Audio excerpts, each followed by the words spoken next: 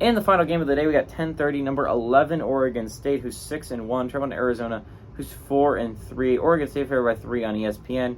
DJU for the Beavs has gone 106 and 176, thrown for 1,573 yards, 15 touchdowns, 4 interceptions. Damian Martinez has 105 carries for 676 yards and 3 touchdowns. And Silas Bolden's had 32 catches for 456 yards and 4 touchdowns. Jaden Delores for the Wildcats has gone 87 and 125, thrown for 1,069 yards, 9 touchdowns, 5 interceptions.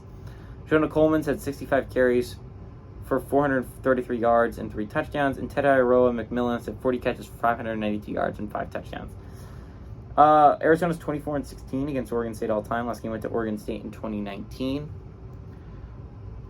This game's really interesting, right? Because Oregon State is playing really good football. And of all the Pac-12 teams, it's largely the most forgotten about. I understand it's the third highest ranked, but everyone's going to be talking about Washington because, again, Washington is awesome. Everyone's going to be talking about Oregon because, again, Oregon is awesome. These are both really good football teams that have a good shot at making the playoffs. But then everyone is also going to be interested in Utah because there's a lot to talk about with Utah, right? They've been able to put this all together with some duct tape, and especially if they're able to pull this one out against Oregon, it would be a huge shock.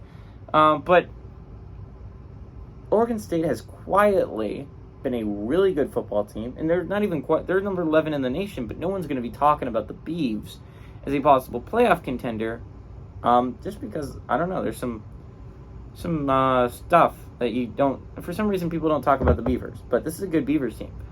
But on the other hand, they're playing arguably the most underrated team in the Pac-12. Arizona is 4-3. All 3 of their losses have come by a single possession. A 7-point loss to Washington. A 6-point loss, I want to say, in a 2-point loss, I think, in triple overtime against USC. And they have a 7-point loss against Mississippi State. They're coming off a bye after they destroyed a Washington State team. To be fair, Oregon State's also coming off a bye. This is an extremely interesting game. This is going to be a great Pac-12 After Dark. Pac-12 After Dark has been a great final season of Pac-12 After Dark games. I think Arizona can do it. I think this is a really good Wildcats team. Fafita, I know Delora has the stats, but Fafita is going to be the starter for this game most likely. Unless Delora is back from the injury, and they decide to not rock with Fafita, which for some reason he's been playing some phenomenal football. Both those quarterbacks are really good, by the way. There's a problem in Arizona between having 2 really good quarterbacks, which is a great problem to have.